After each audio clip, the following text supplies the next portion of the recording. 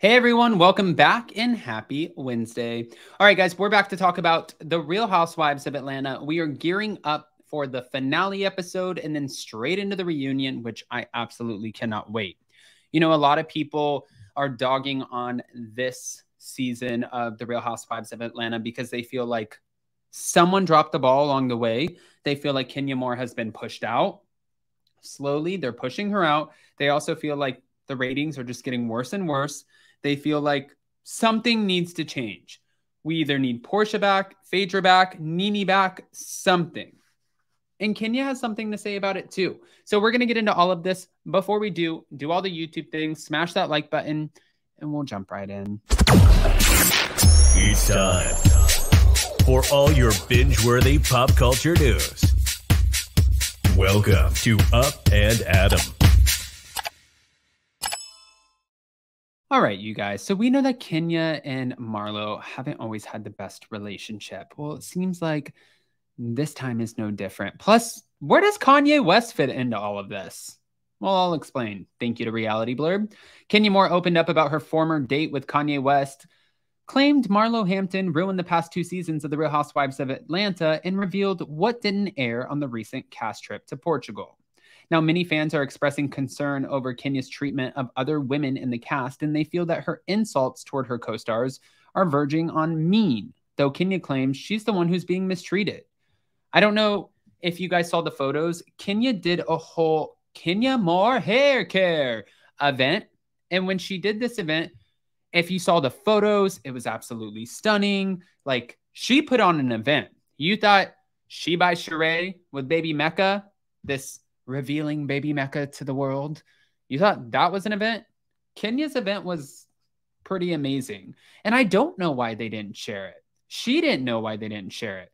She was wondering what, I guess it just got edited out. And I'm like, how do you edit out such a big event, especially when a lot of times these women, and I'm not saying Kenya did this, a lot of times these women, like Erin Leachy just said about her anniversary party, she gets sponsors and stuff to promote them on the show. And it's sort of like they give you things and then you get them free publicity.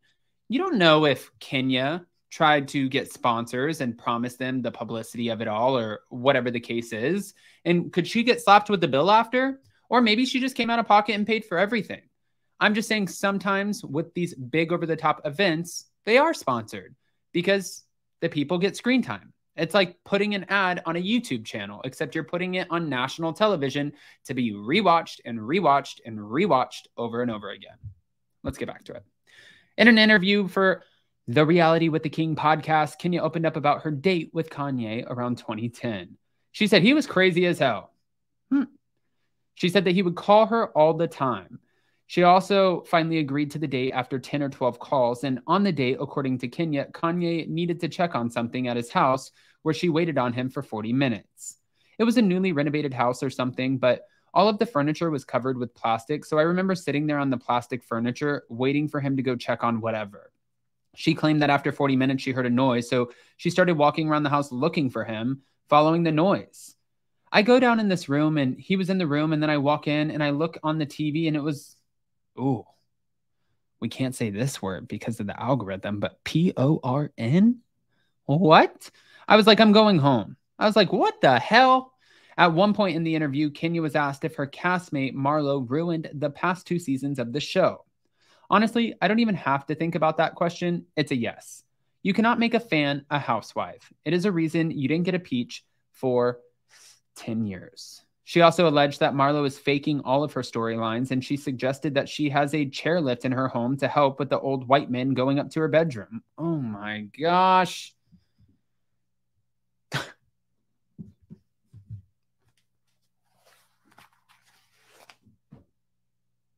No.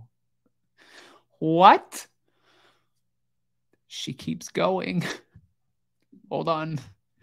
She hinted that at a scene that was cut from the Portugal cast trip, Marlo said she cursed at all of her castmates at a table, declaring, "You're ruining the show with these fake storylines, coming here with these fake beefs, manufactured drama. You're coaching the new girls." Specifically, Kenya shaded co-star Courtney Rhodes, claiming she doesn't deserve to be a housewife because her husband left her with nothing. and now she's sleeping on somebody's sofa.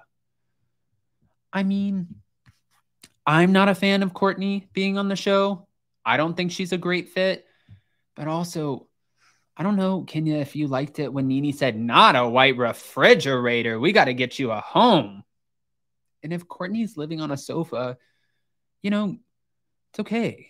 She won't be living on a sofa for forever. And sometimes we have high highs and low lows. We have to lift each other up. Take a page from Marlo's book, allegedly, with the chair lift. Let's lift each other up, whether it's women or, from what Kenya says, old white men. Okay. I want to play the audio from Carlos King's interview with Kenya. Ay, ay, ay. Kenya Moore takes aim at Marlo Hampton in Carlos King interview. Thank you, Bravo Snarkside. We're here 6 weeks in, and you're picking fights with Kandi that makes no sense. Then she started, after that ended, and the managers got together and said, okay, let's figure out a storyline. And then you go find Scotch Bright. You find Scotch Bright to sit up here and play your boyfriend. Okay, so that's your new storyline. You're so soft and gentle now, all of a sudden. You're so pink inside. It ain't making sense. The math ain't mathing. And everybody can see it. In fact, so many comments are like, who is she blowing on production? What is happening? Kenya. No, it's the truth. If you didn't want me here to tell you the truth, then don't. No, I want you here, honey. I'm just saying, so please don't, listen. Is Marlo being favored or protected? Of course, yes, absolutely. And that is what has taken the wind out of me this season, in part. Because I'm like, no matter what I do, I was never protected. And that makes me angry. And you're over here 6 weeks in. Okay. So I'm wondering, obviously, you know how people say, I don't have a favorite child. I'm sure, just like anyone, production is no different and they have favorites. And I'm sure that probably contributes to those people or that person getting a better edit, getting sort of a heads up on certain situations. And Kenya has been put in a lot of situations where it doesn't favor her. So I get where she's like, well, that king pisses me off. And that's not fair.